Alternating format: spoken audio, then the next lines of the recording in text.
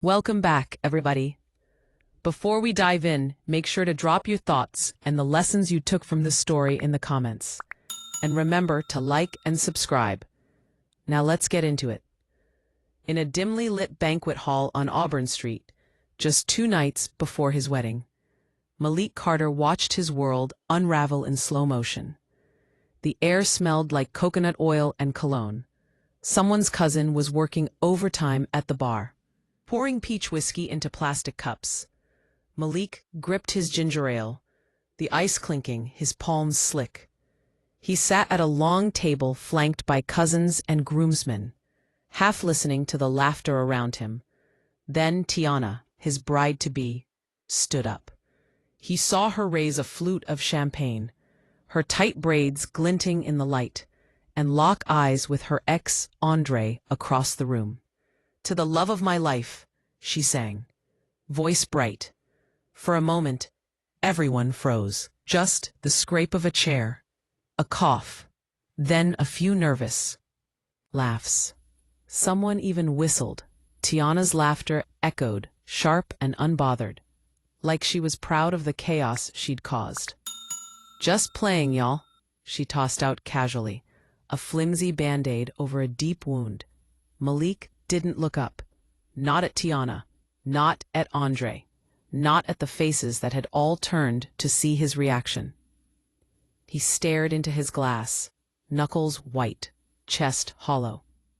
The noise of the rehearsal dinner washed over him in a blur. People shifting, some laughing, others stunned silent. Aunt Maxine pressed her lips so tight her lipstick smudged.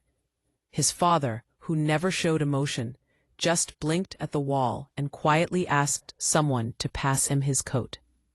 Malik excused himself, barely whispering, and slipped down the hallway to the staff bathroom, locking the door behind him. He pressed his hands against the cold ceramic sink and stared at his reflection until his face blurred. No tears came. No yelling.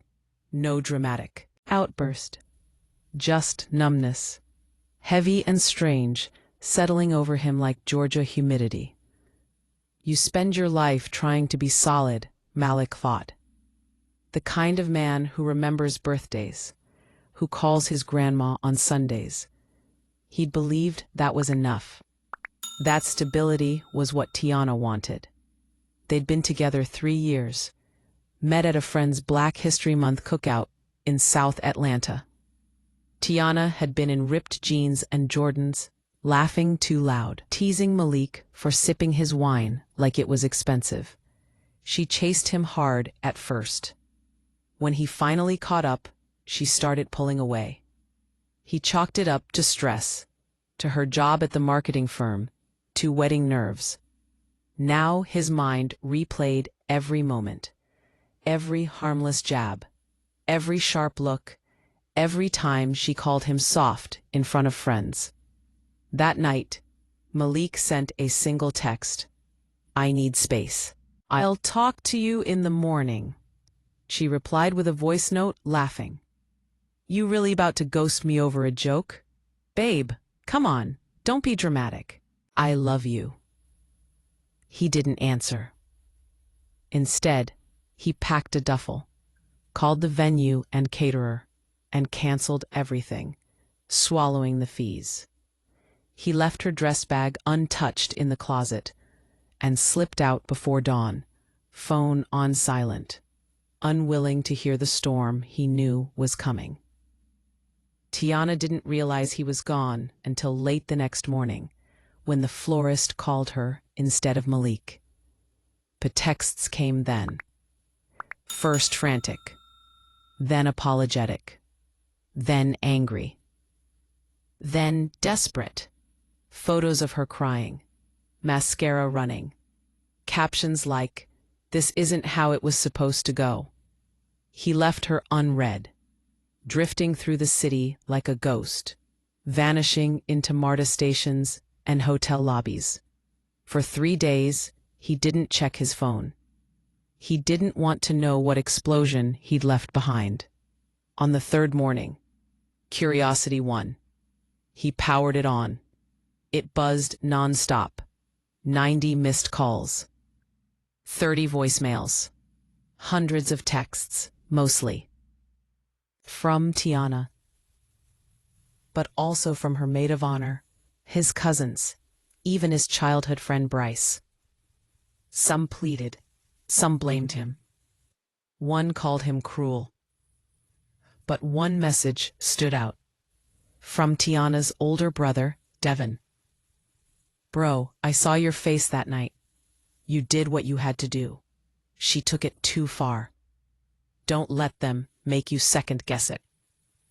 For the first time, Malik felt seen. But the internet had already found them. A short video from the rehearsal dinner surfaced. Grainy, badly lit, it captured Tiana's toast. Andre's smug grin. Malik's face in the background, staring down at his plate. The video spread. Black Twitter, group chats, Reddit threads about wedding fails. Comments poured in. Some joked. Some raged. Some asked why Tiana would publicly disrespect her own fiancé. He watched it twice, then deleted it. But the ripple followed him, texts from relatives asking what really happened. He let his mother handle them. He holed up in a cheap motel out near Cascade, eating takeout, watching reruns. The ghost of Tiana's laugh haunting the air. He didn't cry until the second night, when the weight finally cracked him open. Silent, ugly sobbing, the kind that hollows you out. Then came the aftermath. Someone in her circle, maybe a jealous coworker, maybe a cousin, leaked a screenshot of her notes app. It was a script. Bullet points. Brie, almost like a stand-up routine. Roast Malik for crying at the color purple. Mention how he alphabetizes his spices. LOL. Tell the wallet story from New Orleans. End with the Andre toast. Should land if everyone's drunk enough. It had all been rehearsed. Tiana had scripted his humiliation. The internet erupted. TikToks, reaction videos, think pieces, hashtags. His cousin Alana sent him a TikTok of a girl reading the bullet points, shaking her head. Why? Marry someone you don't respect. As Malik scrolled, it felt surreal. His pain became content. Tiana's Instagram, once flawless and curated, was a battlefield. Her DMs flooded with backlash. Brands dropped her. She posted a black text on white story. People make mistakes. Not everything is for the internet. But she never tagged him, never said his name. Then came her last voice note. This time, her voice was small. Bruh, no trace of laughter. Malik, I swear I didn't mean for it to go that far. I just wanted to make people laugh. I thought you could handle it. I didn't think it would break you. He didn't respond. Just sat on the motel bed, her voice dissolving into static. Days passed. His apartment grew cold. Half of Tiana's things still there. One afternoon, his landlord called. She came by, took some shoes, her jacket. That blender y'all never used. She cried in the hallway. You want me to tell her you're not coming back? Malik told him not to say anything. He needed to see it himself. Took the slow route home, Amtrak through Montgomery, watching flat green land blur past. When he opened the door, she was there, on his side of the couch, wearing his college hoodie, eating kettle chips, the kind she called old man snacks. She didn't look up, just whispered, "You came back." They sat across from each other, neither speaking, only traffic sounds, a distant siren, the tick of the wall clock.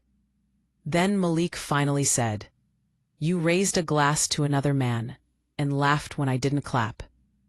Tiana wiped her face, eyes red but defiant. "I thought it would land. It was just a joke." He shook his head. "You planned it." "I found your notes." And P slid his phone across the table. She went still, lips parted, silent. "You didn't just hurt me, Tiana. You built an entire act out of me. And when I left, you acted like I ruined everything." She crumpled to the floor, back pressed against the door frame. Voice barely audible. "I'd be worth something." After the story exploded, he hadn't been in love with her. He'd been in love with the idea of her. That realization was colder than rage. He packed his bag. Left. No grand exit. Just walked through streets he used to know. They felt foreign now. Checked into a rundown hotel with buzzing neon lights. He didn't cry again. Just existed. Felt the quiet stretch. 5 days after the story exploded, she sent her final message. A video. No subject line. No music.